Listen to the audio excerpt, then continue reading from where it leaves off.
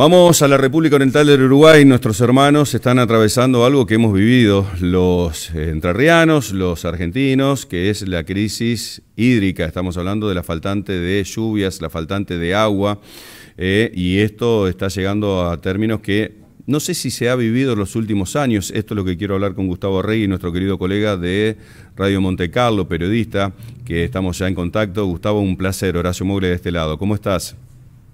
¿Qué tal, Horacio? Un gusto saludarlos a ti y a todos los colegas allí en la República Argentina. Bueno, según algunos números, y ya yendo a lo que tú estás de alguna manera reflexionando, una sequía que no se ha visto en más de 70 años en la República Oriental del Uruguay. Tremendo. Aproximadamente, si no más.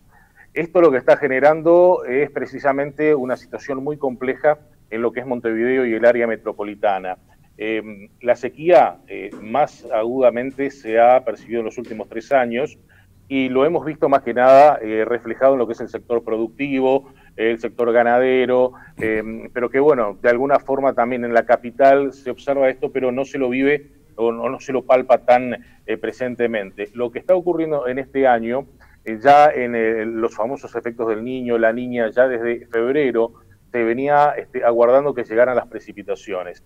Unas precipitaciones que debían llegar en el mes de marzo y que finalmente no llegaron. Lo que está ocurriendo es que en el mes de mayo el gobierno tomó la decisión de alguna forma administrar lo que es el agua potable. Acá lo que ocurre es Montevideo y área metropolitana. Y tiene el 80% del país ahí.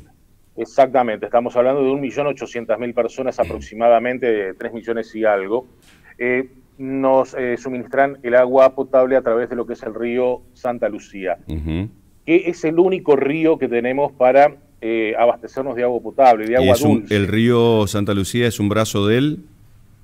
El río Santa Lucía arranca en lo que vendrían a ser las sierras, en el departamento de La Valleja, viene bajando y desemboca en el río de la Plata. Para que ustedes tengan idea, es el río que cuando llegan a Montevideo, venimos de Buenos Aires, de Argentina, y estamos llegando a Montevideo, es el río que se cruza y enseguida se ingresa a la capital del país. No lo abastece, no tiene vasos que confluyan con el río Uruguay, excepto allá en el río de la Plata. No.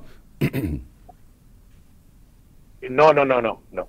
Claro. Exactamente. Este río viene, para tener una referencia, desde las sierras de La Valleja, claro, al norte del departamento de Maldonado, viene desde el oeste, desde el este del país, hacia el sur.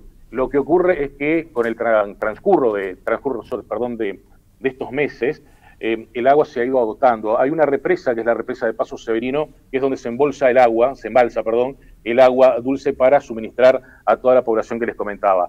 Esta represa tiene una posibilidad de contener 70 millones de metros cúbicos de agua.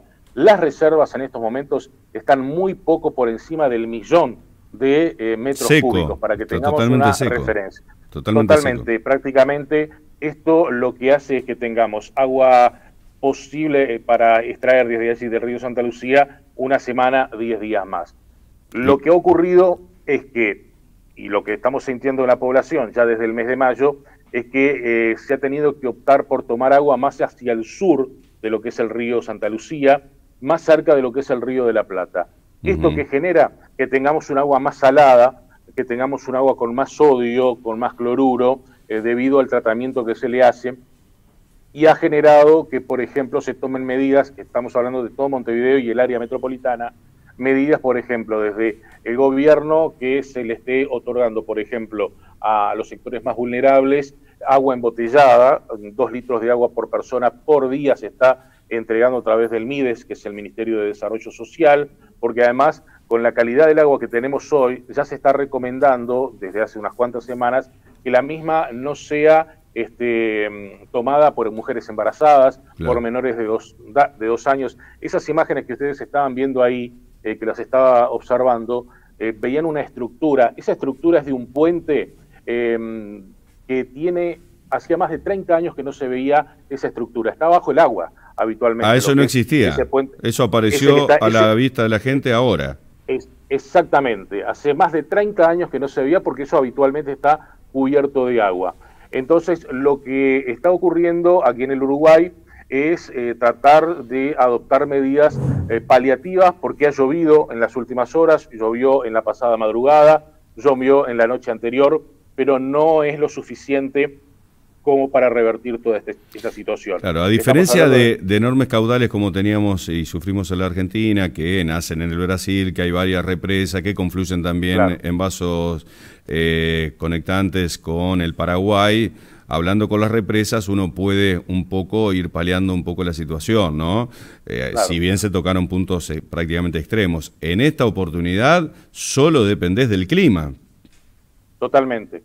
Totalmente, y es lo que diariamente las autoridades están apelando, mirando para arriba para ver si llueve, pero además que llueva lo necesario, porque te decía, en las últimas horas llovieron en lo que es la cuenca alta del río Santa Lucía, que es lo que se necesita que llueva, tan solo 16 y algo de milímetros, o sea, absolutamente nada. Acá lo que tiene que pasar es que lluevan 100 milímetros, pero que llueva durante varios días para poder recuperar lo que es el caudal. Hoy por hoy se está haciendo una obra del río San José, que está un poco más hacia el oeste de Montevideo, para tratar de conectarlo con el río Santa Lucía. Es una obra que se viene haciendo contrarreloj para tratar de tener un poco más de agua dulce, algo que tampoco se había podido hacer antes, porque esta sequía también estaba afectando el río San José y varias otras localidades de nuestro país. Y tarde o temprano van a tener que hacer una mega obra que conecte el Uruguay también.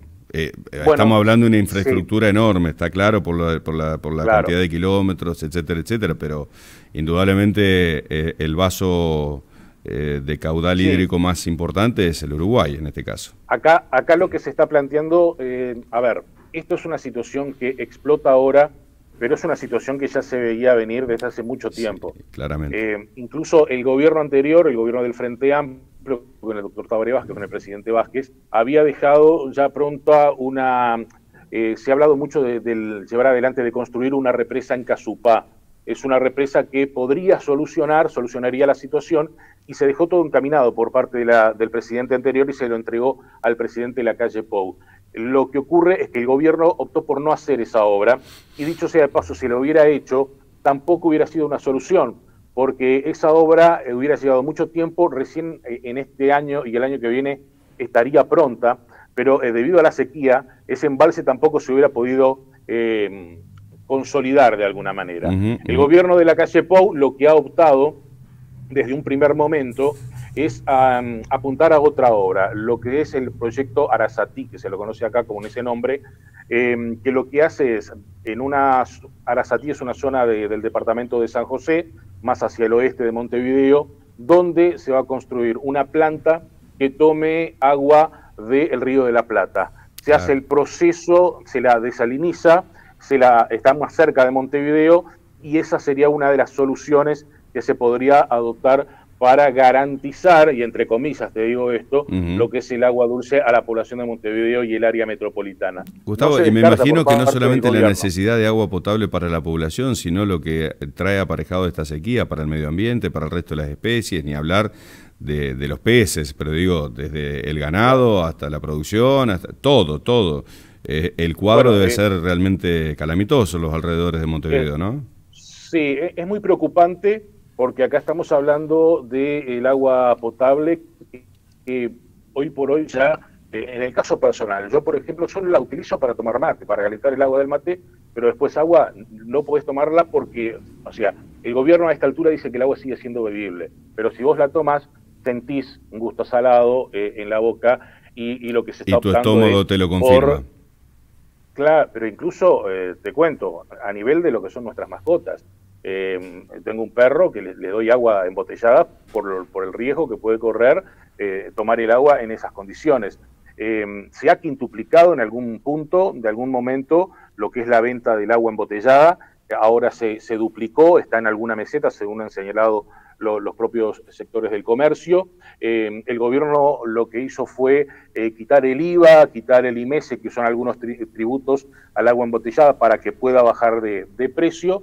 Y bueno, así la estamos llevando, esperando fundamentalmente que llueva, porque esa obra que te comentaba de Arasatí, se está haciendo la licitación, se están abriendo los sobres, hay empresas interesadas, pero estamos hablando de una obra que va a llegar por lo menos 2 años, ¿no?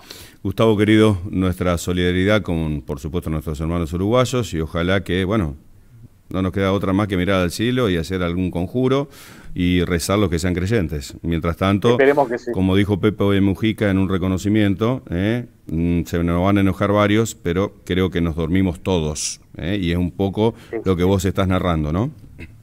Sí, exactamente. Es una situación que nunca se vivió y que para esta situación que yo te comentaba de la represa en Casupá es una idea que se viene proponiendo desde la década del 70, para que tengas una idea de la necesidad de encarar esa obra. Así que ya ves, pasaron gobiernos y nunca se hizo absolutamente nada.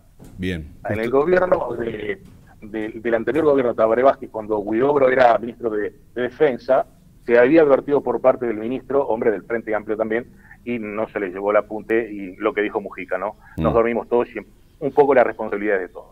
Un abrazo grande, Gustavo, a disposición, muy amable. Gracias a ustedes por el interés. Les mando un abrazo grande. Por favor. Gustavo Arregui, entonces, nuestro colega desde Uruguay, haciendo el reporte desde Monte Carlo de, un repaso bien clarito, conciso e histórico de la falta de obras que llegó tarde o no llegaron para momentos cuando la crisis aparece y que lamentablemente o por sequía o por sudestadas, este cambio climático que todos los días estamos hablando, va a ir incrementándose.